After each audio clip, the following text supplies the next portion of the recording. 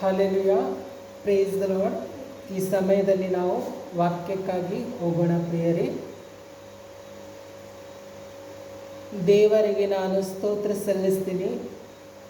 ಯಾಕಂದರೆ ಈ ಮಂದ್ರ ಪಟ್ಟಣದಲ್ಲಿ ನಾನು ಇಲ್ಲಿ ಬಂದು ಈಗ 1 ವರ್ಷನೂ 5 ತಿಂಗಳಾಯಿತು. 5 ತಿಂಗಳೇನೋ ಕಂಪ್ಲೀಟ್ ಆಗಿಲ್ಲ, 1 ವರ್ಷನೂ 4 ತಿಂಗಳು ಕಂಪ್ಲೀಟ್ ಆಗಿದೆ. ನಾನು ಇಲ್ಲಿ ಬಂದಾಗಿಂದ ನಾನು ಪ್ರಾರ್ಥಿಸ್ತಾ ಇದ್ದೀನಿ, ಈ ಬಂದೂರು ಪಟ್ಟಣದಲ್ಲಿರುವಂಥ ಕನ್ನಡ ಆತ್ಮಗಳನ್ನು ಈ ಚರ್ಚಿಗೆ ನೀನು ಕರ್ಕೊಂಡು ಬಾ. ಕನ್ನಡ ಆತ್ಮಗಳನ್ನು ನಾನು ಸುವಾರ್ತೆ ಸಾರುವುದಕ್ಕಾಗಿ ನನಗೆ ನೀನು ಸಹಾಯ ಮಾಡಿಕೊಡ್ತಾನೆ ಅಂತ ನಾನು ಇಲ್ಲಿ ಬಂದಾಗಿಂದ 1 ವರ್ಷ 4 ತಿಂಗಳ ತನಕ ನಾನು ಪ್ರತಿದಿನವೂ ತಪ್ಪಿಸದೆ ಪ್ರತಿದಿನವೂ ನಾನು ಬೆಳಗಿನ ಜಾವ ಸಾಯಂಕಾಲ 2 ಹೊತ್ತು ಪ್ರಾರ್ಥನೆ ಮಾಡ್ತಾ ಇದ್ದೆ. ದೇವರಿಗೆ ಸ್ತೋತ್ರ ಸಲ್ಲಿಸ್ತೀನಿ. ದೇವರು ಈ ದಿನಮಾನಗಳಲ್ಲಿ ಒಂದು 3 ಜನರಿಗೆ ಈ ಚರ್ಚ್ ಒಳಗ ಕನ್ನಡ ಆತ್ಮಗಳನ್ನು ಚರ್ಚಿಗೆ ಬರುವಂತೆ ದೇವರು ಕೃಪೆ ಮಾಡಿದ್ದಾನೆ. ಅದಕ್ಕಾಗಿ ನಾನು ದೇವರಿಗೆ ಸ್ತೋತ್ರ ಸಲ್ಲಿಸ್ತೀನಿ ಪ್ರಿಯರೇ. ದೇವರಿಗೆ ಸ್ತೋತ್ರ. ಇವತ್ತು ಮರಾಠಿ ಜನ ಬರೀ 2 ಮಾತ್ರ ಬಂದಿದ್ದಾರೆ. 2 ಮಾತ್ರ ಮರಾಠಿ ಜನ ಇದ್ದಾರೆ. ಬಾಕಿ ನೀವು 3 ಜನ ಕನ್ನಡದವರಿದ್ದೀರಿ. ಅದಕ್ಕಾಗಿ ನಾನು ಮರಾಠಿ ಜನಗಿಂತ ಕನ್ನಡದವರು 3 ಜನ ಇದ್ದಾರಲ್ಲ, ಅದಕ್ಕಾಗಿ ಕನ್ನಡದಲ್ಲೇ ನಾನು ಇವತ್ತು ವಾಕ್ಯ ಸಂದೇಶವನ್ನು ಹೇಳಬೇಕೆಂಬುದಾಗಿ ಬಯಸ್ತಾ ಇದ್ದೀನಿ. ನಿಮ್ಮ ಹತ್ರ ಕನ್ನಡ ಬೈಬಲ್ ಇದ್ದರೆ ಓದ್ರಿ. ಕನ್ನಡದಲ್ಲಿ ಯಾರಿಗೆ ಓದಕ್ಕೆ ಬರಲ್ಲ, ಕನ್ನಡದವರಿಗೆ ಓದಕ್ಕೆ ಬರಲ್ಲ. ಸರಿ, ಮರಾಠಿದವರು ಯಾರಿಗೆ ಓದಕ್ಕೆ ಬರೋದಿದ್ದೀರಿ? ಸರಿ, ಪರವಾಗಿಲ್ಲ. ನಿಮಗೆ ಓದಕ್ಕೆ ಬರೋದಿಲ್ಲಾದರೂ ಪರವಾಗಿಲ್ಲ, ನಾನೇ ಓದಿಕೇಶಿ ನಿಮಗೆ ಈ ವಾಕ್ಯ ಸಂದೇಶವನ್ನು ದೇವರು ನನಗೆ ಏನು ವಾಕ್ಯ ಕೊಟ್ಟಿದ್ದಾರೆ ಆ ವಾಕ್ಯ ಸಂದೇಶ ನಿಮ್ಮ ಮುಂದೆ ನಾನು ಹಂಚಿಕೊಳ್ತಾ ಇದ್ದೀನಿ. ದೇವರು ಈ ವಾಕ್ಯದ ಮೂಲಕ ನಮ್ಮೆಲ್ಲರೊಟ್ಟಿಗೆ ಮಾತನಾಡಲಿ. ದೇವರ ವಾಕ್ಯ ಕೇಳಿದ ಮಾತ್ರವಲ್ಲ, ಕೇಳಿ ಅದರ ಪ್ರಕಾರ ಜೀವಿಸುವಂಥ ದೇವರ ಮಕ್ಕಳಾಗಿ ನಾವು ಮಾರ್ಕೊಳ್ಳೋಣ. ಹಲ್ಲೆಲೂಯಾ. ಈ ಸಮಯದಲ್ಲಿ ನಾವು ದೇವರ ವಾಕ್ಯವನ್ನು ನೋಡಿಕೊಳ್ಳೋಣ ಪ್ರಿಯರೇ. ಮಾರ್ಕನ ಬರೆದ ಸುವಾರ್ತೆ ಅಧ್ಯಾಯ 14 ವಚನ 38. ಹಲ್ಲೆಲೂಯಾ. ಮಾರ್ಕನ ಬರೆದ ಸುವಾರ್ತೆ ಅಧ್ಯಾಯ 14 ವಚನ 38ರಲ್ಲಿ ದೇವರ ವಾಕ್ಯ ಹೇಳ್ತಾ ಇದೆಯೇ. ಮಾರ್ಕನ ಬರೆದ ಸುವಾರ್ತೆ ಅಧ್ಯಾಯ 14 ವಚನ 38ರಲ್ಲಿ ಈ ರೀತಿಯಾಗಿ ಹೇಳ್ತಾ ಇದೆಯೇ. ಶೋಧನೆಗೆ ಒಳಗಾಗದಂತೆ ಎಚ್ಚರವಾಗಿದ್ದು ಪ್ರಾರ್ಥಿಸಿರಿ. ಹಲ್ಲೆಲೂಯಾ. ಶೋಧನೆಗೆ ಒಳಗಾಗದಂತೆ ಎಚ್ಚರವಾಗಿದ್ದು ಎಡಬಿಡದೆ ಪ್ರಾರ್ಥಿಸಿರಿ. ಹಲ್ಲೆಲೂಯಾ. ಯೇಸು ಕ್ರಿಸ್ತನು ತನ್ನ ಶಿಷ್ಯರಿಗೆ ಹೇಳಿದ್ದು ಮಾತಿದು.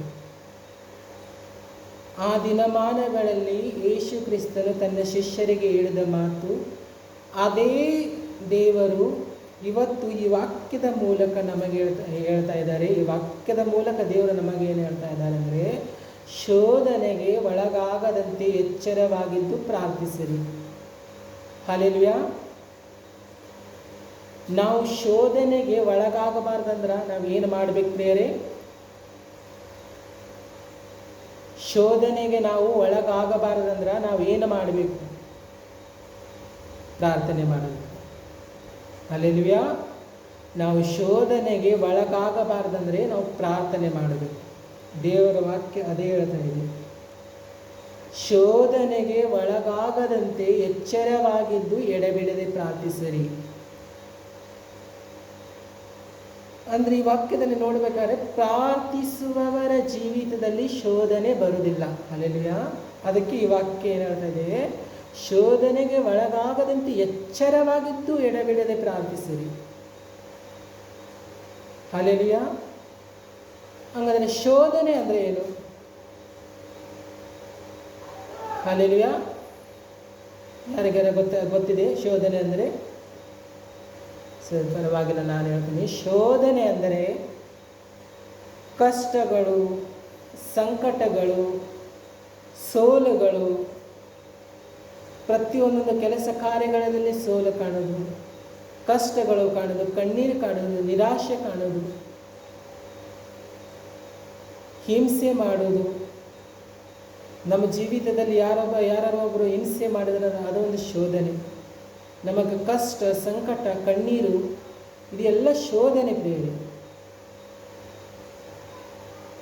ಹಲ್ಲೆಲೂಯಾ.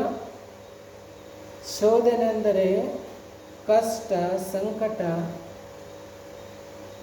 ಮತ್ತು ಶೋಧನೆ ಅಂದರೆ ಪಾಪಕ್ಕೆ ಪ್ರೇರೇಪಿಸುವಂಥ ಶೋಧನೆ ಸಹ ಇದೆ. ಪಾಪಕ್ಕೆ ಪ್ರೇರೇಪಿಸುವುದು ಅಂದರೆ ಯಾವುದೇ ಒಂದು ಸುಂದರವಾದ ಒಂದು ಮನೆಯಲ್ಲಿ ಹೋದಂಥ ಸ್ಥಳದಲ್ಲಿ ಸುಂದರವಾದ ವಸ್ತು ನೋಡಿದರೆ ಅದು ಒಂದು ಕಳ್ಳತನ ಮಾಡಬೇಕು ಅಂತ ಒಂದು ಪ್ರೇರೇಪಿಸುವುದು. ಮತ್ತು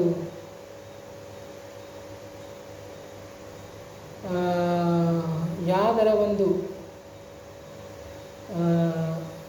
ಸುಂದರವಾದ ಸ್ತ್ರೀ ಕಂಡ್ಲಂದ್ರೆ ಅವರ ವ್ಯಭಿಚಾರದ ದೃಷ್ಟಿಯಿಂದ ನೋಡುವುದು ಅದೊಂದು ಪಾಪಕ್ಕೆ ಪ್ರೇರೇಪಿಸುತ್ತದೆ.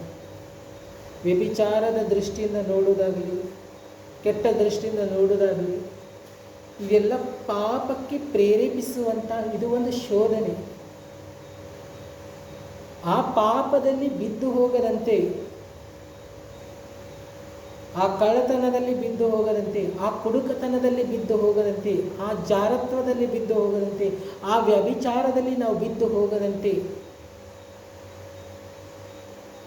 ಕಾಯಬೇಕಾದರೆ ನಮ್ಮ ಜೀವಿತದಲ್ಲಿ ಪ್ರಾರ್ಥನೆ ಪ್ರಾಮುಖ್ಯವಾಗಿದೆ. ಪ್ರಾರ್ಥನೆ ಮಾಡುವವರು ಶೋಧನೆಯಲ್ಲಿ ಬೀಳುವುದಿಲ್ಲ. ಹಲ್ಲೆಲೂಯಾ. ದೇವರ ವಾಕ್ಯ ಅದೇ ಹೇಳ್ತಾ ಇದೆ, ಶೋಧನೆಯಲ್ಲಿ ಬಿದ್ದು ಹೋಗದಂತೆ ಎಚ್ಚರವಾಗಿದ್ದು ನೀವು ಪ್ರಾರ್ಥಿಸಿರಿ ಅಂತೇಳಿ. ನಾವು ಶೋಧನೆಯಲ್ಲಿ ಬಿದ್ದು ಹೋಗಬಾರದಂದರೆ ನಾವು ನಮ್ಮ ಜೀವಿತ ಪ್ರಾರ್ಥನೆಮಯ ಜೀವಿತವಾಗಿರಬೇಕು. ಹಲ್ಲೆಲೂಯಾ.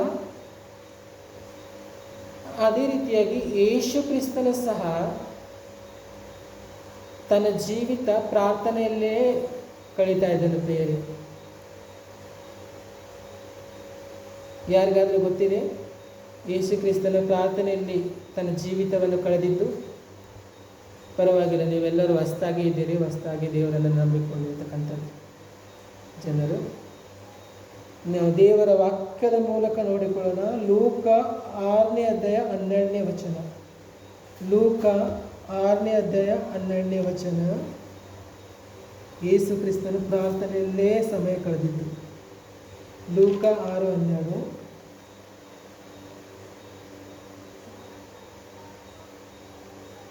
ಆ ದಿನಮಾನಗಳಲ್ಲಿ ಯೇಸು ಪ್ರಾರ್ಥಿಸುವುದಕ್ಕಾಗಿ ಬೆಟ್ಟಕ್ಕೆ ಏರಿ ಹೋಗಿ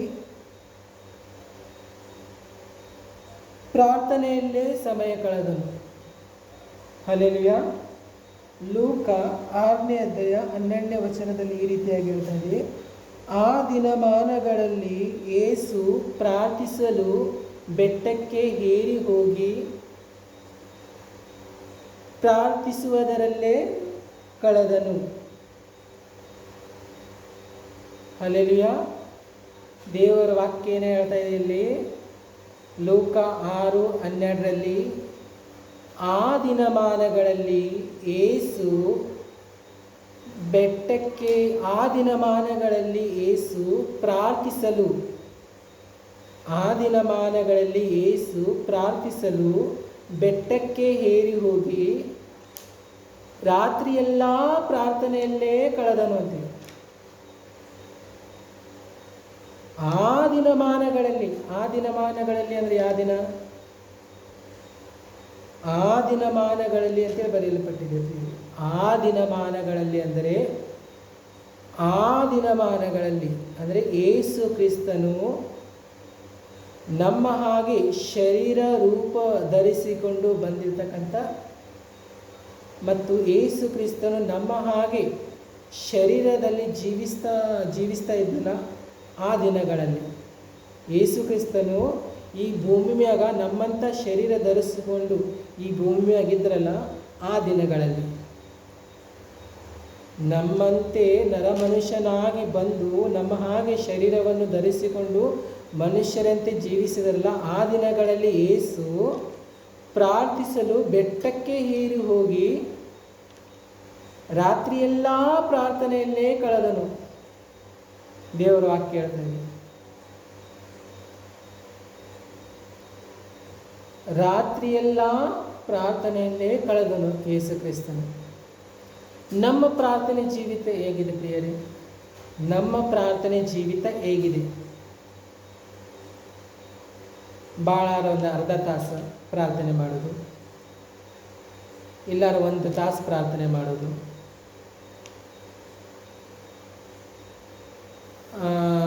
ಅರ್ಧ ತಾಸು 1 ತಾಸು, ಇಲ್ಲಾಂದ್ರೆ ಯಾವರ ಮನೆಯಲ್ಲಿ ಸಭೆಯಾಗಿ ಸೇರಿ ಮನೆಯಲ್ಲಿ ಸೇರಿ ಪ್ರಾರ್ಥನೆ ಮಾಡುವಾಗ ಭಾಳ ಒಂದು 2 ತಾಸು, ಗುಂಪಾಗಿ ಸೇರಿ ಪ್ರಾರ್ಥನೆ ಮಾಡುವಾಗ 2 ತಾಸು, ಇಷ್ಟೇ ನಮ್ಮದು. ಆದರೆ ಯೇಸು ಕ್ರಿಸ್ತನು ನಮ್ಮಂತೆ ಶರೀರದಲ್ಲಿ ಇರುವಾಗ ಆ ದಿನಮಾನಗಳಲ್ಲಿ ಯೇಸು ಬೆಟ್ಟಕ್ಕೆ ಪ್ರಾರ್ಥಿಸಲು ಬೆಟ್ಟಕ್ಕೆ ಏರಿ ಹೋಗಿ ರಾತ್ರಿಯೆಲ್ಲ ಪ್ರಾರ್ಥನೆಯಲ್ಲೇ ಕಳೆದನು ಅಂತೇಳಿ. ಇಡೀ ರಾತ್ರಿ ಪ್ರಾರ್ಥನೆಯಲ್ಲೇ ಕಳೆದನು ಸಮಯ ಯೇಸು ಕ್ರಿಸ್ತನು. ಇದು ಯೇಸು ಕ್ರಿಸ್ತನು ನಮಗೆ ತೋರಿಸಿರ್ತಕ್ಕಂಥ ಮಾದರಿ ಪ್ರಿಯರು, ನಮಗೆ ಮಾದರಿ ಆಗಿದ್ದಾನೆ ಯೇಸು ಕ್ರಿಸ್ತನು. ನಾವು ಪ್ರಾರ್ಥನೆ ಯಾವ ರೀತಿಯಾಗಿ ಮಾಡಬೇಕೆಂಬುದಾಗಿ ಯೇಸು ಕ್ರಿಸ್ತನು ನಮಗೆ ಮಾದರಿಯಾಗಿದ್ದಾನೆ. ಯೇಸು ಕ್ರಿಸ್ತನು ಕೇವಲ ಹೇಳಲಿಲ್ಲ, ನೀವು ಪ್ರಾರ್ಥಿಸಿರಿ, ಶೋಧನೆಗೆ ಒಳಗಾಗದಂತೆ ನೀವು ಪ್ರಾರ್ಥಿಸಿರಿ ಅಂತೇಳಿ ಕೇವಲ ಹೇಳಲಿಲ್ಲ ಯೇಸು ಕ್ರಿಸ್ತನು. ಯೇಸು ಕ್ರಿಸ್ತನು ಇಡೀ ರಾತ್ರಿ ಪ್ರಾರ್ಥನೆಯಲ್ಲೇ ಸಮಯ ಕಳೆದು ಮಾಡಿ ತೋರಿಸಿದನು ಪ್ರಿಯರು. ಯೇಸು ಕ್ರಿಸ್ತನು ರಾತ್ರಿಯೆಲ್ಲ ಪ್ರಾರ್ಥನೆಯಲ್ಲಿ ಕಳೆದಿದ್ದನ್ನು ನೋಡಿ ನಾವು ಯೇಸು ಕ್ರಿಸ್ತನ ನೋಡಿ ನಾವು ಕಲಿಬೇಕು ಪ್ರಿಯರು. ಹಲ್ಲೆಲೂಯಾ. ಯಾರ್ಯಾರು ಇದ್ದೀರಾ ಯೇಸು ಕ್ರಿಸ್ತನ ಹಾಗೆ ರಾತ್ರಿಯೆಲ್ಲ ಪ್ರಾರ್ಥನೆಯಲ್ಲಿ ಸಮಯ ಕಳೆಯುವವರು? ಪ್ರತಿದಿನ ಬೇಡ, ವಾರದಾಗ 1 ಸರಿ ಅಲ್ಲ ರಾತ್ರಿಯೆಲ್ಲ, ತಿಂಗಳದಾಗ 1 ಸರಿ ಅಲ್ಲ ರಾತ್ರಿಯೆಲ್ಲ ಪ್ರಾರ್ಥನೆ ಮಾಡಿದವರು ಯಾರ್ಯಾರ ಇದ್ದೀರಾ? ಆದರೆ ಇಲ್ಲಿ ದೇವರ ವಾಕ್ಯದಲ್ಲಿ ಹೇಳ್ತಾ ಇದೆ, ಲೂಕ 6ನೇ ಅಧ್ಯಾಯ 12ನೇ ವಚನದಲ್ಲಿ, ಆ ದಿನಗಳಲ್ಲಿ ಯೇಸು ಪ್ರಾರ್ಥಿಸಲು ಬೆಟ್ಟಕ್ಕೆ ಏರಿ ಹೋಗಿ ರಾತ್ರಿಯೆಲ್ಲ ಪ್ರಾರ್ಥನೆಯಲ್ಲೇ ಕಳೆದನು. ದೇವರನ್ನು ನಂಬಿರ್ತಕ್ಕಂಥ ಜನರು, ಯೇಸು ಕ್ರಿಸ್ತನನ್ನು ನಂಬಿರ್ತಕ್ಕಂಥ ಜನರು ಯೇಸು ಕ್ರಿಸ್ತನ ಹಾಗೆ ನಾವು ರಾತ್ರಿ ಎಲ್ಲ ಹಗಲು ರಾತ್ರಿ ಪ್ರಾರ್ಥಿಸುವಂಥ ಜನರಾಗಿ ನಾವು ಮಾರ್ಪಡುತ್ತೇವೆ. ಪ್ರಾರ್ಥಿಸುವಂಥ ಜನರಲ್ಲಿ ಶೋಧನೆ ಬರುವುದಿಲ್ಲ. ಪ್ರಾರ್ಥಿಸುವಂಥ ವ್ಯಕ್ತಿಗಳು ಸಂಕಟಕ್ಕೆ ಒಳಗಾಗುವುದಿಲ್ಲ. ಪ್ರಾರ್ಥಿಸುವಂಥ ವ್ಯಕ್ತಿಗಳು ಪಾಪಕ್ಕೆ ಒಳಗಾಗುವುದಿಲ್ಲ. ಪ್ರಾರ್ಥಿಸುವಂಥ ವ್ಯಕ್ತಿಗಳು ಶೋಧನೆಗೆ ಒಳಗಾಗುವುದಿಲ್ಲ. ಪ್ರಿಯರೇ, ಹೌದು ಪ್ರಿಯರೇ, ಈ ದಿನಮಾನಗಳಲ್ಲಿ ನಾವು ತೀರ್ಮಾನವನ್ನು ತೆಗೆದುಕೊಳ್ಳೋಣ. ನಾನು ಪ್ರತಿದಿನವೂ ಇಷ್ಟಿಷ್ಟು ತಾಸನ ಪ್ರಾರ್ಥನೆ ಮಾಡ್ತೀನಿ ಸ್ವಾಮಿ. ಪ್ರತಿದಿನ ಒಂದು ದಿನವೂ ತಪ್ಪದೇ ನಾನು ದಿನಕ್ಕೆ 1 ತಾಸು, 2 ತಾಸು, 3 ತಾಸು ಯೇಸು ಕ್ರಿಸ್ತನು ಮಾಡಿದ ಹಾಗೆ ರಾತ್ರಿಯೆಲ್ಲ ಪ್ರಾರ್ಥನೆಯಲ್ಲಿ ಸಮಯ ಕಳೀತೇನೆ ಎಂಬುದಾಗಿ ನಾವು ತೀರ್ಮಾನವನ್ನು ತೆಗೆದುಕೊಳ್ಳೋಣ ಪ್ರಿಯರೇ. ನಮ್ಮ ಕಣ್ಣುಗಳನ್ನು ಮುಚ್ಚಿಕೊಂಡು ದೇವರ ಸನ್ನಿಧಾನದಲ್ಲಿ ನಾವು ದೇವರ ಜೊತೆ ಒಡಂಬಡಿಕೆಯನ್ನು ಮಾಡಿಕೊಳ್ಳೋಣ. ಇನ್ನು ಮುಂದೆ ನಾವು ಪ್ರಾರ್ಥಿಸುವಂಥ ವ್ಯಕ್ತಿಯಾಗಿ ಮಾರ್ಪಡ್ತೀವಿ ಸ್ವಾಮಿ. ಹೌದು ಕರ್ತನೆ, ಈ ವಾಕ್ಯವನ್ನು ಕೇಳಿರ್ತಕ್ಕಂಥ ಪ್ರತಿಯೊಂದೊಂದು ವಿಶ್ವಾಸಿಗಳ ಮನಸ್ಸು ಹೃದಯೊಳಗೆ ನೀನು ಮಾತನಾಡು ಕರ್ತನೆ. ಅವರು ಒಂದು ವೇಳೆ ಪ್ರಾರ್ಥನೆ ಮನೆಯಲ್ಲಿ ಮಾಡ್ತಾ ಇಲ್ಲ ಆದರೆ ಅವರಿಗೆ ಸ್ವಾಮಿ ಪ್ರಾರ್ಥನೆ ಮಾಡುವಂಥ ಮನಸ್ಸು ಕೊಡು, ಹೃದಯ ಕೊಡು. ರಾತ್ರಿಯೆಲ್ಲ ಪ್ರಾರ್ಥಿಸುವ ವ್ಯಕ್ತಿಯಾಗಿ, ಪ್ರಾರ್ಥನೆ ವೀರರಾಗಿ ಮಾರ್ಪಡುವಂತೆ, ಪ್ರಾರ್ಥಿಸುವಂಥ ವ್ಯಕ್ತಿಗಳಾಗಿ ಮಾರ್ಪಡುವಂತೆ ಕರ್ತನೆ ನೀವು ಕಾರ್ಯ ಮಾಡು, ಸಹಾಯ ಮಾಡಿ ಸ್ವಾಮಿ. ಸಹಾಯ ಮಾಡಿದಕ್ಕಾಗಿ ಸ್ತೋತ್ರ. ಈ ಪ್ರಾರ್ಥನೆ ಸ್ವಾಮಿ ನಿನ್ನ ಕರೆಗಳಿಗೆ ಸಮರ್ಪಿಸಿ ನಜರೇತಿನ ಯೇಸು ಕ್ರಿಸ್ತನ ನಾಮದಲ್ಲಿ ಪ್ರಾರ್ಥಿಸಿ ಬೇಡಿ ಹೊಂದಿಕೊಂಡಿದ್ದೇನೆ. ಪರಲೋಕದಲ್ಲಿರುವ ನನ್ನ ಜೀವವುಳ್ಳ ತಂದೆಯಾದ ದೇವರೇ, ಆಮೇಲೆ.